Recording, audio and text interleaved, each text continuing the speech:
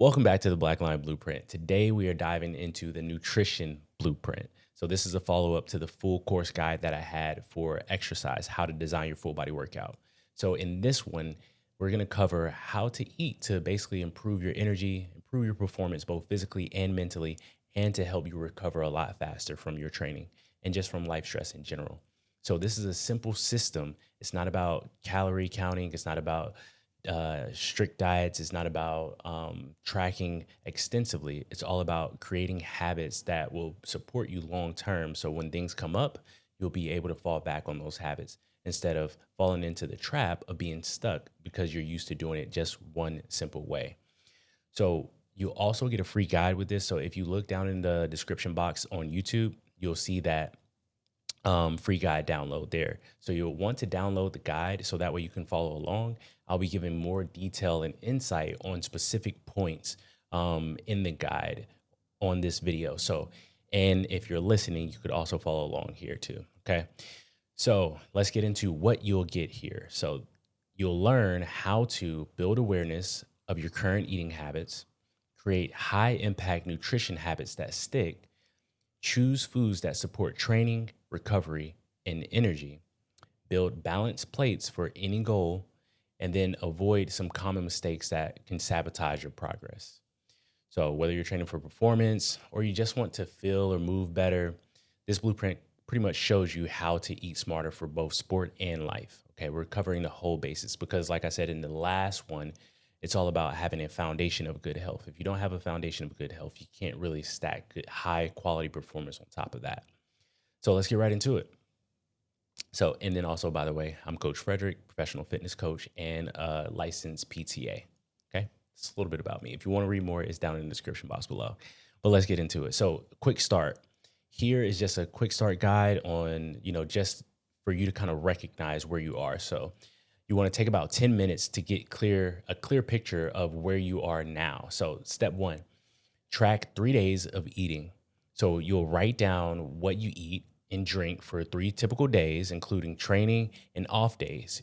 You're not tracking calories. You're just becoming aware of what you're doing in those 3 days. Okay. It's all about awareness. It's not about like specific numbers or anything. You're just trying to get a real clear picture. And if you're very sporadic with your eating, you may want to extend this out to 7 days. So that way you can get a really good picture of it. The next step, step two, you want to identify your biggest gap. So you got to ask yourself, am I eating enough quality foods? Am I eating enough total fuel each day? I kind of call like food fuel, right? Sometimes we kind of interchange those things. So it's about the quantity here. And then am I eating with intention or am I on autopilot, just kind of going through the motions? So that's step two. So figuring out where you sit with those. And then step three, you want to choose one area to improve. So pick one focus for the next 4 to 6 weeks. 4 to 6 weeks, not the next week, not the next 2 weeks, but 4 to 6 weeks. For example, protein at every meal or drink more water daily, right? So you'll just start there. So this is where you start. You get clarity on those specific things. It's not about being perfect, but it's just about, making that progress, right? So that's just a quick start there. And now we're going to dive into our pillars. So pillar number one is all about awareness and assessment. So the objective here is to understand how your current nutrition supports or limits your performance and recovery. Okay. So most people eat reactively, kind of skip meals, grabbing quick snacks, or underfueling without realizing it at all. So we start by assessing these key areas here. So we start off with number one, quality. So what you eat. So choose foods closer to their natural form and that are nutrient dense. Okay. So these support stable energy, better digestion, and faster recovery. So whole foods. So you can think of a whole like rotisserie chicken, or not even a rotisserie chicken. Let's just say you cooked or baked a whole chicken at home compared to chicken nuggets, right? Like we're going on the spectrum here. You're going from the whole food source. It looks more like what it looked like in nature without all the feathers and everything to a fried chicken nugget. And that could be any type of meat, right? So you're thinking about that. So you want to think on that spectrum there, and we'll get into the fueling spectrum guide as we go down further along in this guide here. But quality is where we're starting. Higher quality choices, think fruits, vegetables, eggs, meats, fish, beans, whole grains, nuts, and seeds. Okay. Lower quality choices, packaged snacks, fast food, sugary drinks. You could also think about like those frozen food meals. So those would be like the lower quality choices. So, and there's another thing here. If you're not used to eating whole foods, you're used to eating out a lot, you're used to snacking on a lot of, packaged foods, it may be harder on your digestive system to eat those whole fruits and vegetables. So, especially with vegetables, it can be a lot harder on people. So, a quick thing to think about is to cook them a little bit more to start off with. That'll help break down the food a little bit more so it'll be easier on your digestive tract that's not really used to breaking down those foods and the nutrient density of those foods as well. And another big thing is just that when you eat those foods that don't have the highest of quality, it just kind of impairs your digestive system as well because it puts a heavy load on your digestive tract because of all the excessive things that come within those heavily processed foods. But we'll dive a little bit deeper into that as we continue to move on. I don't want to get sidetracked. So, like I said, you can ease your way into it by lightly cooking vegetables to improve digestion. A little better is better, right? You don't need perfection, just progress. All right, we're gonna keep reiterating that fact. It's not about perfection; it's about just making progress. Small habits they stack up over time. So I'll hear this all the time. People might say, healthy, like I already eat healthy, but healthy doesn't mean you're completely fueled, right? So even consistent people who are consistent in the gym often undereat, missing like key nutrients, right? So you may say right now to yourself that, what do I need to improve my quality for if I already eat enough like healthy food? And this is going to get into our second point about the quantity here. So if you eat healthy but you undereat, you're not gonna give yourself the amount of fuel that it needs to fuel your performance. Or when life stress is really high, you may need a lot more than what you normally eat. So if you normally eat and you're not hungry, but then life stress gets high and you're hungry, but you're ignoring it because you have a lot of things going on, then you're under fueling, even if you do eat healthy. And then you may wonder, like, why do I feel so bad? My eating is good, but the quantity probably isn't there. So that's one thing to kind of think about in that regards. If you're already saying to yourself, I eat pretty healthy, take a step back and think about like your quantity here. So we're going to get into that next. So the second part is to assess is quantity, how much you eat. So you want to ask yourself, am I eating at least 3 balanced meals per day? So the reason why I just put this 3 balanced meals per day, because the majority of us can usually fit those meals within our schedules, right? So waking up in the morning and we can have breakfast. Um, Midday, potentially on a lunch break or something like that, we can have our lunch. And then afterward, we can have our dinner. So with having those 3 meals a day, the importance of this is more so energy balance. If you have those meals in those specific spots, you'll usually have better consistent energy overall. And again, it depends on the quality of the food that you're eating. And then sometimes the ratios of certain things, and we'll dive into that. But if you have those 3 meals throughout the day, you'll have better overall balanced energy instead of pushing off a meal or trying a specific type of diet or yeah, specific type of diet like eating 1 meal a day or fasting until noon or something like that. Only because you believe that it's the best way to lose weight or it's the best way to enhance your recovery or whatever specific reason you're trying this strategy. And the thing you have to think about is if your energy is low, then it's not the healthiest choice for you. So again, if you're having energy dips and it's causing you to have cravings for things that you probably shouldn't eat, or it's causing you to have those mood swings because again, your energy levels are lower and it just causes a whole swing of energy fluctuations and for you to not perform as well as you want. Maybe you're doing your workout during your lunch break before you actually eat, and your workout doesn't go as good as you would like it to go because you don't have enough fuel in your body to fuel that performance.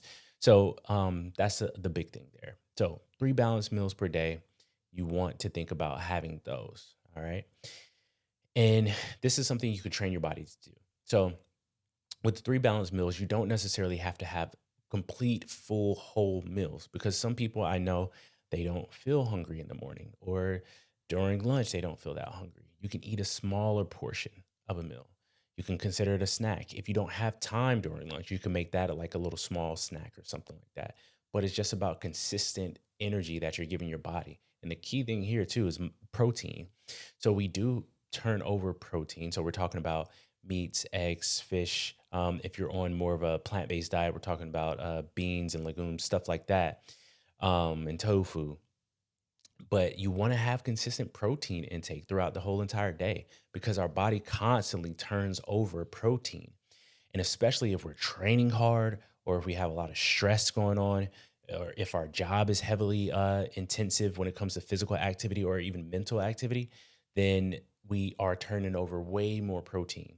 So we want to make sure that we're getting that consistent intake throughout the day. So if we're not getting that consistent intake from breakfast to lunch to dinner, then we're potentially setting ourselves up to not really get the performance outcomes or even have that consistent energy that we would like. All right. So I did get a little off track, not off track, but I did dive into a little bit deeper on that whole 3 meals a day. Okay. But that's part of the quantity equation. So the next question you want to ask yourself is, does each meal include 1 to 2 palm size protein portions? Okay. So I use the palm size portions. It's based off of like precision nutritions there. They go off of like hand size portions because it's easier to kind of take along with you. And I find it like a good measurement too. But typically you can just go based off of what you can take in and what you're used to taking in and just build from there. So if you're training a little bit harder, maybe you might have 2 palm sized portions of protein. If life stress is really high, maybe you might have those two. If you're a smaller individual, maybe you might have 1 palm size, but it also like correlates to your body size. So that's why it's a pretty good measurement and it doesn't get you stuck into having to have a scale or anything like that around. And then we'll also get into the portion when we go into the plate designs. But the state of building instead of breaking down, so high stress. So the reason why we want that consistent protein in each meal is because we don't want to be breaking down. We want to be building up, right? If we're trying to build muscle mass, we want to be building up. If we're trying to maintain our lean mass and lose body fat, then we want to eat more protein to maintain that mass while we're doing the conditioning work, the exercises that we're doing. And when we're in a high stress state, again, we want that consistent protein intake. Okay. So the next thing is, am I drinking about half my body weight, so pounds, in ounces of water daily? So, heavily important for nutrient delivery, digestion, and absorption and performance. So, if you're not drinking enough water on a consistent basis, then digestion is going to be heavily impaired for every single process that the metabolic processes that happen in your body. So, when your body's trying to break down those food sources that we're putting in our mouth here, when our body's breaking those things down, we need water to break apart those more complex particles. Okay. So I'm trying to like not use all these scientific jargon here, right? But just think about, you need water to help break down the food that you eat. If you don't have water to help break down the food that you eat, then it's going to impair your digestion as well. Okay. And I'm not talking about eating your food and then also drinking water, but I'm talking about just in your system, you being hydrated. You need to be hydrated well in order to have really good, healthy digestion. Okay. And nutrient delivery. So, a high percentage of our blood is made up of water, right? So that plasma. So it's made up of water. So if we have a low volume there, then nutrient delivery is going to be a lot less efficient. So that's going to deliver those nutrients to those injured areas that we may have, areas that may need a little bit more buildup from breaking it down during training, and just also flushing out the thing. So the detox, right? So if the best detox you can have is making sure you're drinking plenty enough fluids, and then also movement. But we're not going to get into detoxes here. So nutrient delivery. So you want to make sure that you're drinking enough quality water to make sure you're getting nutrients to all areas of your body. You're helping with your digestion and absorption of the minerals that you, or the food that you take in. So the vitamins and minerals that come along with that. And for your performance as well. If you're almost 2%, or if you're at 2% dehydration, so you're already thirsty when you're working out. I mean, if you're already thirsty when you're working out, then you are already in a dehydrated state. And that already impairs your strength, your endurance, and your mental acuity when you're training. Okay. So you want to get ahead of that thing and already be hydrated properly throughout the day. So you can use your urine color to determine your hydration. So typically a light yellow color. And it can be really bright if you're taking in a lot of minerals, or a lot of vitamins and supplements and stuff like that. Okay. But you want to take that as kind of like your gauge too. And sometimes you can think about your lips, and if those are hydrated, that can give you a good indication as well. But typically, a lighter color urine is a good indication of your hydration status. Uh, so, again, quantity provides the raw materials your body needs to build and recover. Okay. So, the next one is intent. So, why and how you eat. So, your eating habits affect digestion and energy. So, you want to check for speed. So, rushing through your meals. So, what this does is just reduces your absorption of the nutrients from meals, reduces fullness and hunger cues. So if you're rushing through your meal, basically, like, the key point here is that if you're trying to lose weight, for instance, if you're trying to lose body fat, you can't tell if you're full or not, because you're rushing through it. So it doesn't give the body enough time to send those cues, those fullness cues, to let you know that, hey, we've had enough. And then you can set the rest to the side. Same thing for athletes who are trying to maintain a certain body weight. So you don't understand if you're overfueling yourself. Other thing is, if you're not chewing enough on your food, you're not breaking it down, you're not helping your stomach to break down those nutrients properly. So the more you chew, the more efficient this whole entire digestive process will be. So the simplest thing that you can do with that is to take a bite, put your spoon or fork down, and then finish your chewing, and then pick it back up and go from there, instead of taking a bite, taking another bite, taking another bite. Okay. So this is something that I've practiced before as well. It definitely helped with my digestion. All I did was just make sure that, if I'm about to have another bite and I'm still chewing on food, I would just go ahead and set it down and just kind of consciously think, okay, let me chew. It is something that you have to get used to, but I promise you, it definitely helps with improving your digestion and comfort when you're eating. And again, you have a better sense of your hunger and your fullness cues during eating. Okay.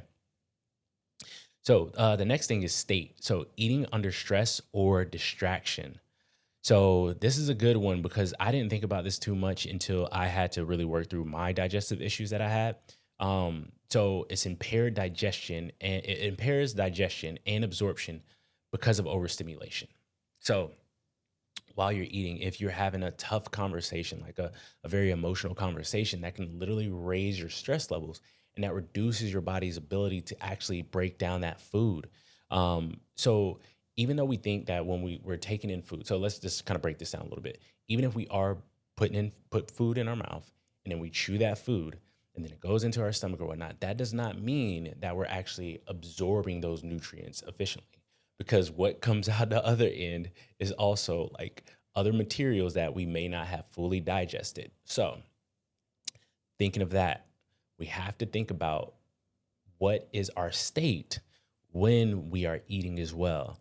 So, if we are stressed, if we have, once again, let's just say it's a stressful movie that we're watching, if we're watching a thriller or something like that, if we're watching the news, if we're scrolling social media while we're eating, those things are overstimulating our system, and it doesn't help with our digestion. So, what would you do instead? Simply put, have a light-hearted conversation. If you have to watch something, because that, again, we're not trying to be perfect. Let's just say one meal, you decide to just sit with the meal and listen to some relaxing music.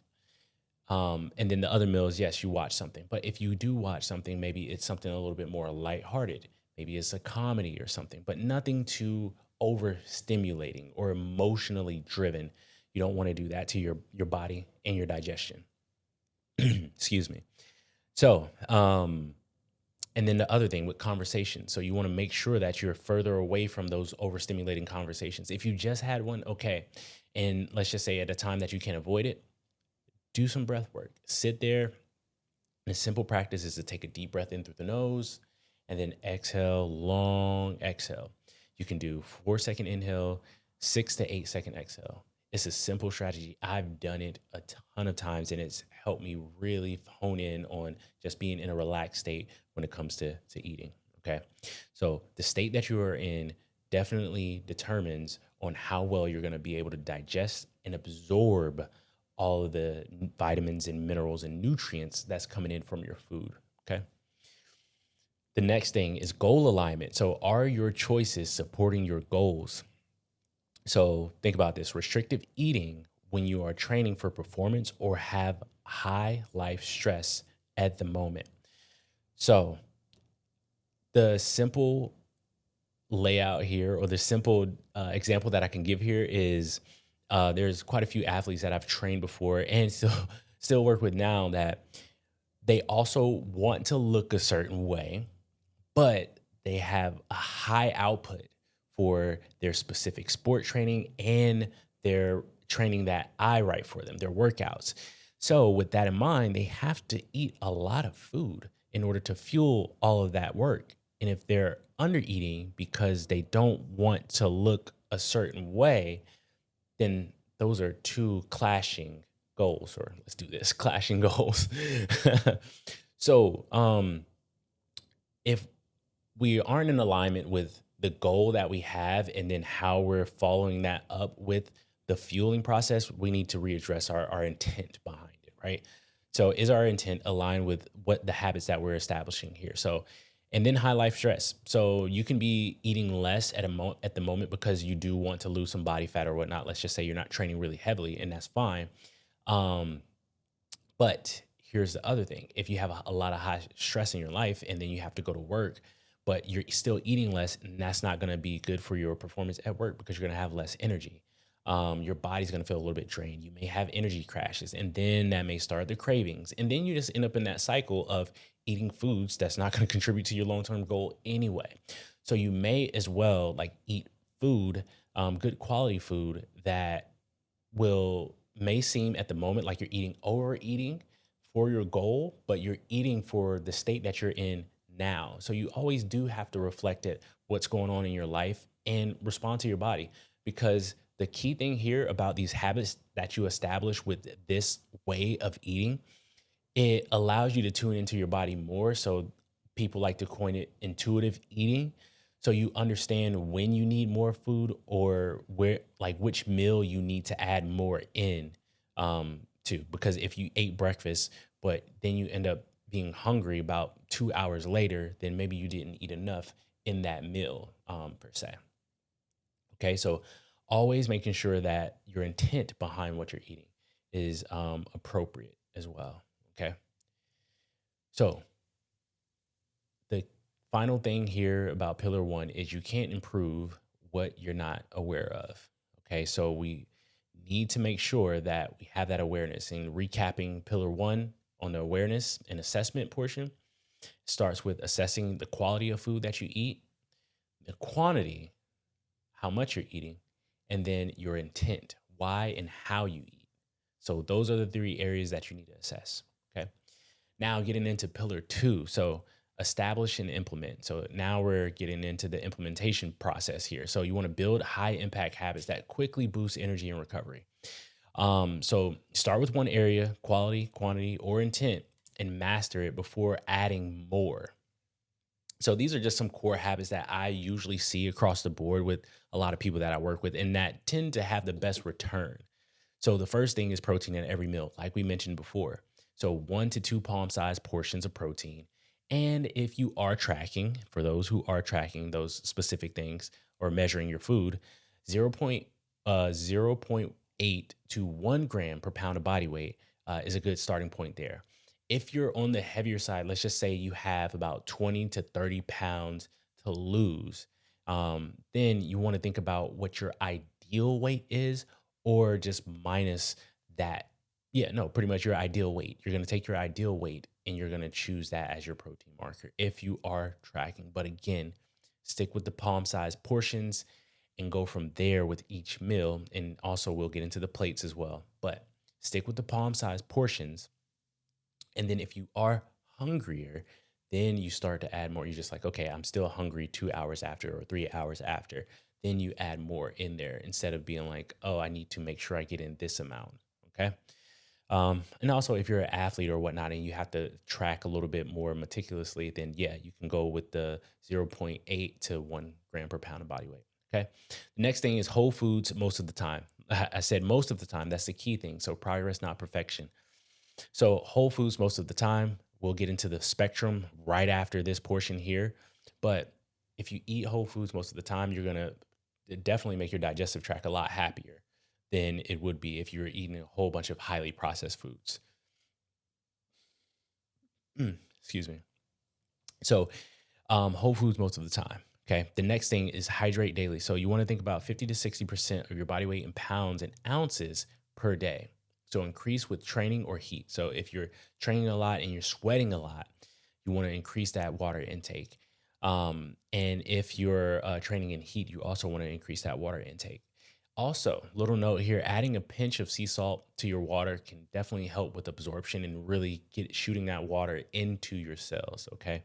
So if you have an issue with increasing your water intake and you pee a lot more, you want to maybe add a little pinch of sea salt to that water and see if that helps you retain that water a lot better. And usually it does. All right. So the next thing is fuel before and replenish after training. So if you're eating regularly, you don't have to worry about this too much. So you're eating those 3 meals per day. But if you're an athlete and you're training pretty hard and maybe even multiple times a day, this is when you really have to think about your fueling before training and your fueling after training. Okay. But one of the key things here, again, is going to be protein, making sure you get that protein in after your workouts in every meal. Don't skip that part because your body's already in this kind of breakdown state, call it a catabolic state, and we want it to be in an anabolic state, that building up state. So yes, the catabolic state is part of the process, but we don't want to sit in that state for too long. And we can prolong that state if we don't get adequate protein in consistently. Okay. So the next thing is eat slowly and intentionally. So this just improves digestion and fullness cues. Okay, so just like we mentioned before, some of these things that I'm mentioning are things that I just said earlier, but we want to reiterate it and really make sure we chew on it. Pun intended. But we want to make sure that we really hone in on these specific fundamentals. Okay, so eat slowly and intentionally. So typically, what I would get here, what people might say, I don't have time. So again, you don't need more effort, just smarter habits. You don't need to be perfect with these things. You just need to figure out which area that you're lacking in and take one specific habit and make that adjustment over time. Again, it's all about just that specific habit over time. The issue is we like to see big results. And typically switching things up drastically allows us to see a huge change most of the time. But the kicker behind that is those things never last. We'll do it for maybe a month, maybe even 6 weeks, or maybe even for that stint of time that we need to reach that goal, right? But then a year later, we're not even close to those same habits because they weren't small habits that were established. It was a complete change and it was a certain system that we were trying to utilize that doesn't change up and it doesn't evolve with your life and what you have going on. The key thing about these habits is you can manipulate them to fit your lifestyle. So that is the key thing that we want to establish. Habits with nutrition that we can work within our lifestyle, not try to fit our lifestyle around a certain diet or tracking or whatever those other strict measures may be. All right. So the key takeaway here is big results come from small habits done consistently. All right. So I have a quick reference list in the guide as well. So it's called the Fuel Spectrum. So this is a simple guide to sustainable nutrition. So the spectrum starts with daily fuel. So this is for everyday performance and recovery. So these are the foods, basically the whole foods that you want to pretty much keeping your diet consistently. This makes up the bulk of your diet. Okay. And I'm gonna use the term diet, even though it's kind of like a very mm, a taboo term. Let's say nowadays, but I'm gonna use diet because most people do. All right. So situational fuel. So this is when you're on the go, pre post workout or busy days, busy day foods. Okay. So if you know you have a busy day coming up, all right, yeah, maybe you're gonna eat certain foods that are within that situational category, but these aren't foods that you're looking to go for all the time. Also, if you're an athlete, these foods may actually jump up to daily fuel because you need these because they're a little bit quicker and they kind of fit within your schedule a little bit better. All right. Occasional fuel. So this is for enjoyment, um, and you're doing it intentionally. Okay. So this isn't forbidden. So, sometimes with the whole nutrition uh, space, a lot of people tell you, don't eat that whatsoever, ever at all. Don't ever eat that thing. Right. Now, there are some things that I kind of feel that passionate about, but if we kind of reframe it from don't ever eat it to, okay, like have it on occasions. If you're out with friends or whatnot, let's just say you're going to a movie and you want to have that popcorn. Okay. Like have that popcorn. At least the foods that you can potentially have that won't cause you a major setback, because there are some things that are in that occasional fuel um, framework that can definitely be bad on your digestive system, and it sets you back for weeks or even a month, right? So you want to make sure that these are things that aren't like too far outside of the lines, but you can have them for like, get togethers with friends or family, or if you're going out for something, or if you want to celebrate a certain thing, we can't forget the mental aspect that goes along with this. If we restrict too much, again, we're not trying to be so strict, but we do want to be mindful of what we're doing, right? So we're doing these things with intention. All right.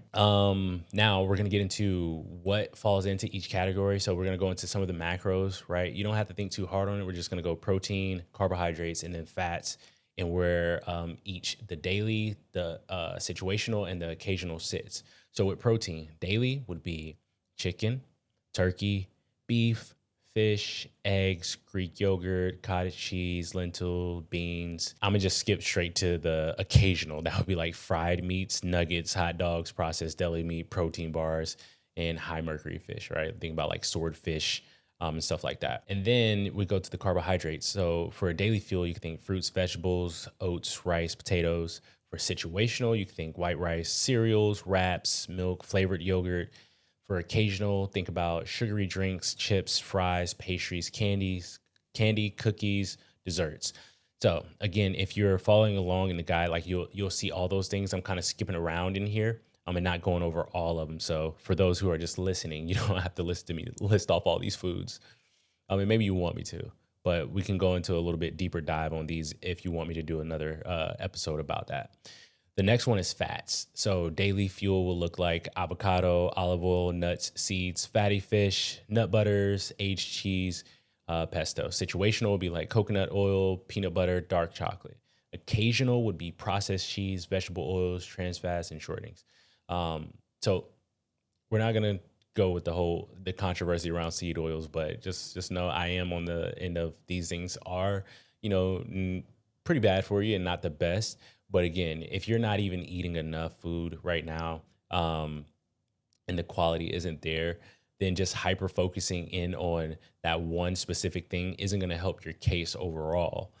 And then I also like to think about it as focusing on the micro details when you should be focusing on the macro details. So the macro details is, eating those whole foods, making sure you're eating enough, 3 meals a day, good quality protein consistently. So those things, instead of focusing on, okay, like what's the best cooking oil to use, or what's a superfood that I need to introduce into my diet daily, or what's the best drink or whatnot to have post meal, or you know what I mean? Different things like that, or timing your meals when you're not even eating enough already.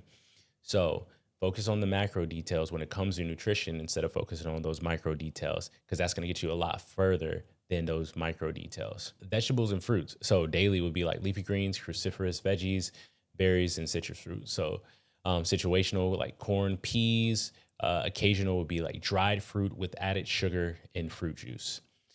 Okay, so drinks on the spectrum. Daily, we want water, sparkling water, unsweetened tea, black coffee. Situational would be like milk, protein shakes, electrolyte drinks, and then occasional would be soda, juice, alcohol, sweetened coffee drinks. Okay, so like I said, I'm not going to go into too much detail, but I just wanted to give you a little overview of that spectrum guide there. So here are a few of my tips when it comes to this stuff. So start small. So swap one food for a daily fuel choice. So let's just say right now for breakfast, if you're eating a microwavable breakfast sandwich for breakfast, okay, maybe you don't eat that microwavable sandwich for breakfast. Maybe you now just, scramble some eggs and have some bacon, right? So scramble some eggs and have some bacon, and maybe make some veggies in with that as well. All right. Or even you may just have like a Greek yogurt with some fresh fruit or something like that. So, and maybe even some nuts within that. So just like kind of swapping those things. If for lunch, you usually go out for lunch, you can make a better decision when you go out. So instead of going to Wendy's, maybe you, and I don't know what you're eating where you are, but this is the example I'm gonna give you. If you're instead of going to Wendy's, maybe you go to like Chipotle or something like that, or some place that you can make a bowl or something like that. Or instead of going to a fast food place, maybe you go to a market or something like that, like or a Whole Food store, to where you can get some of their actual made deli meals that they have there. So they might have like pre-made meals that are a little bit more appropriate there. That might have like grilled chicken. They might have like peas in there as well. And they might have like some mashed potatoes. And that would be better than you going to a fast food restaurant. So the next thing is plan ahead for busy days, and then enjoy occasional fuel intentionally. Like I said, it's intentional about that. Like, again, if you don't, if you're stressing yourself out about what you can and can't have, it's not going to last long term. It's not, because I've been there. I've tried that plenty of times and it doesn't last. If you have a legitimate reason for avoiding that thing, like some type of digestive health issue, then that's something totally different. Okay. And we're not covering that here. The next thing is building meals that fit your goals. So now that you know which foods fuel performance and recovery, here's how to combine them into balanced meals that match pretty much your training and your lifestyle. Okay. So how to build your plate. So this here, it just gives you an idea of how you can create a plate to get headed in the right direction. So experiment with it to see what feels right for you. So your energy levels, your sleep, and your performance and your mood, track all those things and see what works for you. So these are just broad things. If you're not already like pretty conscious of what goes on your plate, this is just giving you a framework to go by. And I won't go over every single detail of it, because if you downloaded the guide, you'll be able to view that for yourself. Okay. But just know we have the everyday plate, the high carb plate for post workout, only keto plate, the plant-based plate, there. So those are all the plates that we have on here. And these are just some general basics or whatnot. I try to include a variety because I'm not very strict on we need to eat low carb, or we need to eat high carb, or we need to be keto, or we need to be plant-based, or we need to be carnivore, whatever. I'm not that. That's not where I fall, because everybody has their own needs and a lot of people can thrive on different styles of eating. All right. And everyone has their own reason for doing it. And specifically, if it comes down to like your own personal values, then that's going to drive your habits more substantially than someone telling you exactly what you should be doing.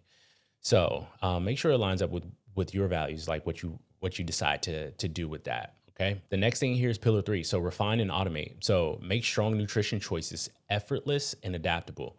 So when your fundamentals are consistent, refine by adjusting portions and timing for training. If you're basically an athlete, recreational or competitive, and you participate in a sport, then now, and you've been doing these things consistently, now you want to maybe refine things a little bit more. If you realize, okay, like I ate a little bit too close to training, I need to push that back a little bit more.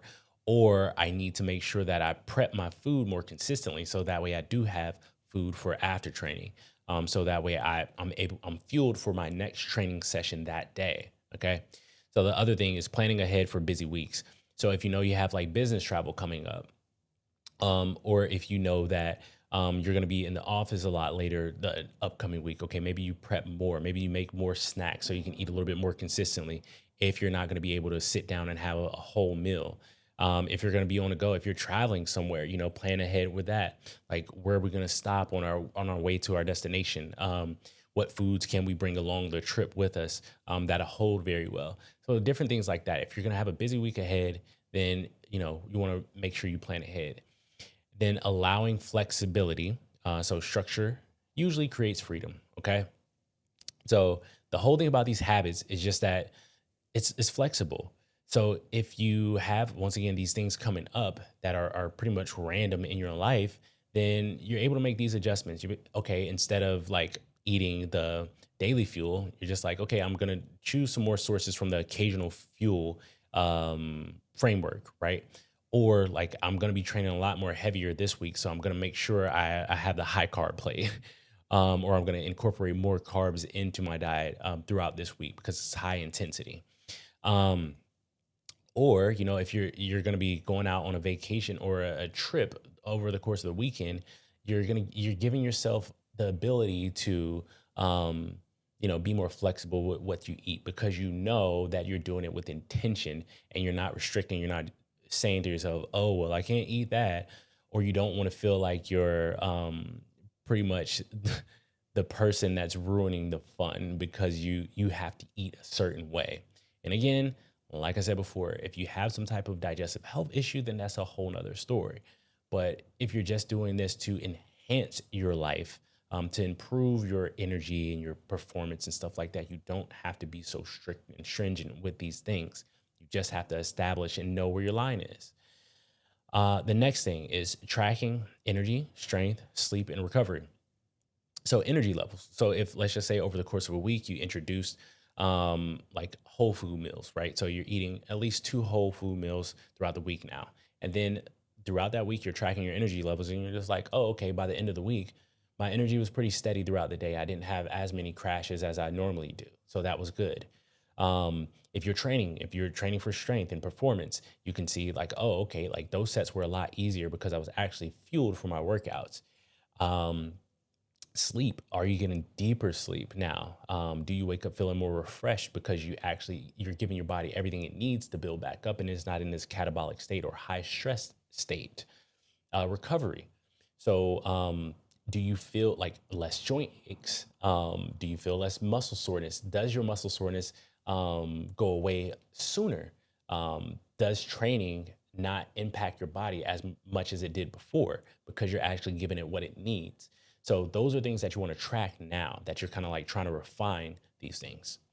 So when these habits feel automatic after 4 to 6 weeks, move on to the next adjustment. Okay. So again, you're looking at quality, quantity, intent, and you're choosing one. Typically, we start with quality because you're going to get most out of a quality. If you're eating more meals, but then you're also eating the occasional fuel, like the fried foods and stuff like that, that is going to wreak havoc on your digestive system and in your recovery, your energy, your mood, all those things. If you're eating that more. So, again, thinking about quality first, I usually start there, start with more quality foods and then go to all right, I'm pretty consistent or I like where I am with the quality. Let me improve my quantity here. Let's try and have, if I'm only eating 2 meals, let's try and have a snack during lunch now. At least a snack during lunch. Or if I can incorporate a third meal, let's go ahead and try and add that third meal in there. Okay. So you want to do that one habit that you said you want to do over the course of 4 to 6 weeks. And typically, what can tell you if you are consistent with that habit is if you've been able to do it 90% of the time. Life happens, things change. Maybe that habit isn't conducive to the season of life that you're in at the moment. So maybe you have to choose a different habit at that time, and that's perfectly fine. But at least you have a system and you know what you need to do to make that adjustment, right? So again, you may be saying, I can't be perfect, and you don't need to be. Okay. Flexibility keeps you consistent when life gets busy. That's the whole entire point of this system. Life is crazy. It gets busy. You got a lot going on. So you perform habits that are going to be able to be flexible and work around those things. Okay. Now we're going to get into some common mistakes and how to fix them. All right. So eating too many processed foods. So these foods are convenient and tasty, but low in nutrients and high in sugar, salt, fats. making it easy to overeat. Okay. So, how to fix it? Add nutritious foods first. So, smart meals with protein or vegetables, or I'm sorry, start meals with protein or vegetables, include fruit for dessert, or swap one processed item for a whole food version. Okay. So, again, you can go over these, looking back over, seeing where like you might make the mistake and what works for you. Again, these are just like simple things that you can add in. And as you can see, it's just like, oh, these aren't too complicated. No, they're not. They're easy things you can implement. So protein, that's typically where I would go. Like if you eat too many processed foods, start with a high quality protein. All right. So eat the protein first. Typically and if let's just say you're adding a habit in with the intent and you're chewing your food, then this typically will start to eliminate kind of those cravings that you might have. All right. So, rushing meals and eating distracted. So, fast, again, distracted eating disconnects you from fullness cues and can cause bloating or overeating. All right. So, sit down, take 5 slow breaths before eating, and put your phone away for 1 meal per day. Simple prescription, 1 meal per day. If that's dinner, if that's lunch, if that's breakfast. And really, you can also upgrade this to what meal do you typically have maybe like the most digestive discomfort after, that you don't feel the best. Maybe you have lower energy. Maybe after that meal is, or during that meal is the meal that you want to make sure you're being mindful in. Okay. So again, sit down, take 5 slow breaths before and after. So you give yourself some space to help with that digestion and absorption of that food. And again, the breath work is literally 4 seconds in of an inhale and then 6 to 8 seconds of an exhale out through the mouth, not through the nose, out through the mouth. The third mistake here is irregular eating or under fueling. Okay. So skipping meals or under eating drains energy and slows your recovery. So the fix here is eat every approximately, okay? So this is not a hard rule. So don't take it like that. Eat every approximately 4 to 5 hours. Keep it simple, ready to go options like protein shakes or Greek yogurt with nuts. A snack in place of a full meal is fine when busy. This is just temporary until consistent eating becomes automatic, okay? So this is just a temporary, adjustment, right? So eating that consistency so that way you start to allow your body to build that rhythm to know when it's mealtime. And it will send you those cues as well, but you have to train your body to start to build in that rhythm. And approximately 4 to 5 hours, again, this doesn't have to be a full meal. This can literally be more of a whole food snack choice as well. All right. So these don't have to be full meals. So the next one is all or nothing thinking. So chasing perfection leads to burnout and rebound eating. So replace perfect with better. Aim for small daily improvements. Okay. So all or nothing thinking. I've like I said before, I've done it plenty of times, and in plenty of times where some of my clients decided they were just like, "Hey, I think I want to try this," and I'm just like, "Okay, if you want to try that, I'll give you some education on it, and we can work with that." But then it typically falls off pretty quickly. Um, so one of my clients that I worked with for an extended period of time, it was really adjusting using these small habit changes over, I want to say, a year and a half before they finally figured out what they enjoyed eating as far as fruits and vegetables, protein sources, how they like to season it, things like that. It took a while. So, when you're making these small adjustments, it's going to take you some time, but at least you finally figure out what works for you. So then you can carry that on for the years to come. Okay. So, and the final mistake here is not sleeping or recovering enough. So, lack of recovery increases cravings and fatigue. Okay. So, if you're trying to get rid of those cravings that you have, you definitely need to make sure your sleep is dialed in. So treat sleep like training. Get 7 to 9 hours, reduce screens before bed, and unwind with mobility work, stretching, reading, or deep breathing. Okay. Whatever relaxes you in a healthy manner. Okay. I'm just going to leave that at that. Whatever is not something that does not contribute to your overall health and performance that you use to wind down. Use the things that can contribute to your overall health and performance to help you wind down. Okay. So, this whole system is cyclical. All right. So you'll revisit these steps. So if you have low energy, improve your quantity. If you have like slow recovery, improve your quality. Inconsistent eating, improve intent around eating. So you want to make sure that with these specific things that you're going back through it. So you're not just stopping at, okay, I improved my quality, like I'm good to go. I went through the system of seeing where I needed to adjust. I made the adjustment. I refined it a little bit. I'm good to go. No, like there's more habits to stack on top of those and to make adjustments in different areas. And we can always improve on certain things. And then also we have certain seasons in life, and then that's going to allow us to have a new challenge to have to make some modifications on as well. So we're always learning and refining these things based on what season of life we're in. Different changes can come about that we need to make sure that we're, reintroducing these things over and over again. Okay.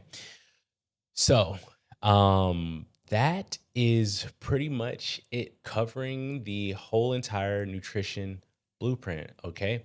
So, recapping what we went over, we went over building awareness of your current eating habits, creating high impact nutrition habits that stick, choosing foods that support training, recovery, and injury, build balanced plates for any goal, and then avoid these common mistakes. Okay.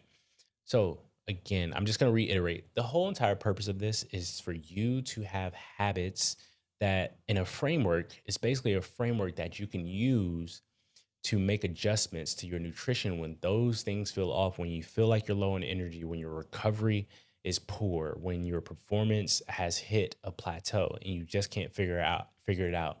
If you're busy and you have a crazy schedule, this allows you to work around that. If you're tired of the tracking, the macro calculations, the restrictive diets, the detoxes that you have to go on, if you're tired of all those things, this is the simple framework for you to follow now. So that way you can make long term habit changes with your nutrition that's going to stick with you, and just support your overall health and performance. Okay. So, again, if you watch the whole entire thing, I appreciate you as always. If there's anything else you want me to cover in regards to nutrition, feel free to put that in the comment section down below. If you're watching on YouTube, if you're listening, maybe go over to YouTube, put a comment in the comment section, and let me know what you would like to see as far as nutrition or anything you want me to dive a little bit deeper on when it comes to certain nutrition topics. Okay. Um, yeah, and I will stop there. Thank you for listening and watching, and I'll see you in the next one.